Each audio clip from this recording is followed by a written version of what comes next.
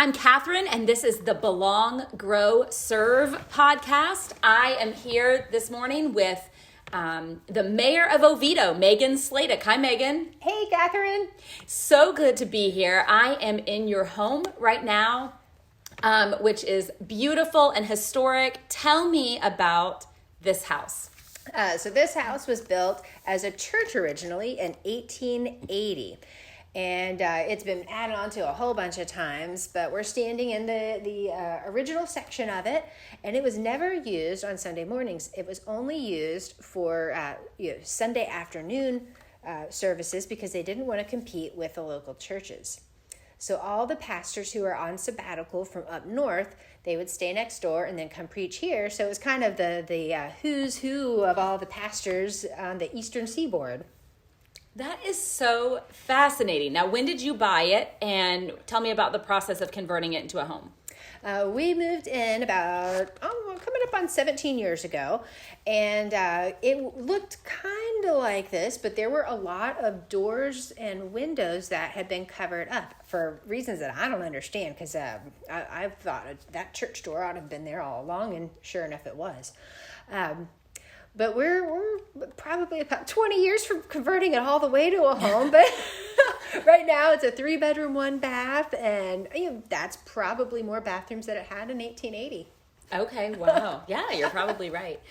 So tell me where this home is located in Oviedo on Lake Charm. Tell me about Oviedo. What do you love about this city, and why do you choose to serve as mayor? I just love the people here, and the weather is great. I grew up here, so I feel like wherever you were when you were in 4th grade, that is your weather compass. It's your favorite weather. It could be snow, it could be hot, whatever it is, that's what you feel like is the home weather. But what I like about Oviedo now versus growing up is I can ride my bike just about anywhere. Within a 2-mile radius of this house is church, groceries, City Hall if I need to go up there and work on site, and tons of restaurants, just nice people, parks, everything's right here. Yes, and you do ride your bike a lot. I see you out riding your bike. We saw your daughter the other day, and my husband thought that it was you because she's... We're twins! I was like, no, that's her daughter. And you have 3 kids. You've raised them all here in Oviedo their whole lives. Yep, and they're in Oviedo schools. Oviedo Public Schools, got one who's 3 in preschool, one's in 8th grade at Jackson Heights Middle School, and the oldest is in 11th grade at Oviedo High. 11th grade, wow, that went really, really quickly. So you grew up here in Oviedo. Tell me what Oviedo was like when you were a kid. For the homecoming parade, one year I went home, got the horse, and rode it back to school to ride in the parade. So that's what it used to be like. And now I don't think anybody has a horse within riding distance of the school, and probably wouldn't get permission to ride it along 426 for the parade. That is so funny. That is so funny. How are you finding ways to preserve a little bit of that Oviedo spirit here now? It's mainly pictorially within city limits. Where the agriculture and all of the rural elements are, it is beyond the rural boundary, which is something that was put into the county's charter back in the early 2000s. So to protect that, the places that are close to easy sewer and water hookup, they need to become more urban, because a lot of land use rights were already given out. And under Florida's law, we can't take them back without paying off people. But the rights were not given out in the rural boundary. So we can keep on not being horrible humans and not give out those rights as long as additional rights are granted for natural population increases in the places where development is more appropriate. And the development that's happening in Oviedo right now is really awesome. We're all benefiting from Oviedo on the Park and the dining options and shopping options. So that's really great. And to know that the rural areas are being preserved is very reassuring. So as long as we keep on, we kind of have to take one for the team here in Oviedo. A lot of people want to have Oviedo be this weird mix of suburbia But suburbia, from a taxing perspective and a sustainability perspective, it is not sustainable.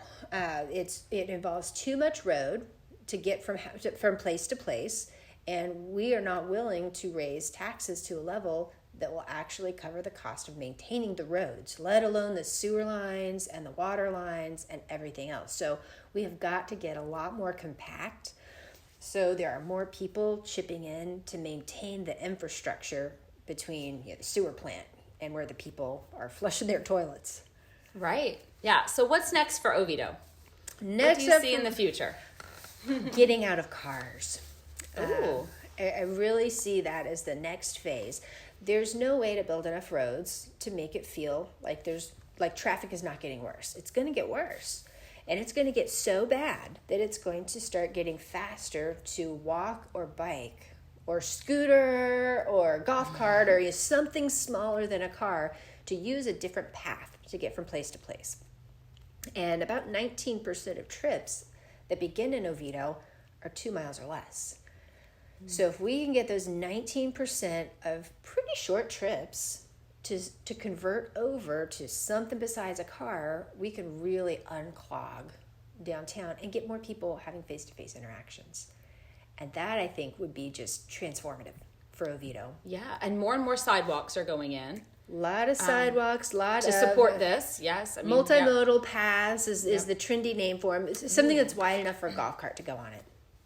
Oh, okay. Yeah, awesome. Because some people are like, I bike, and it's great because I've got 2 legs that work and balance that lets me do that. But maybe when I'm 90 years old, I will want a golf cart. That makes sense.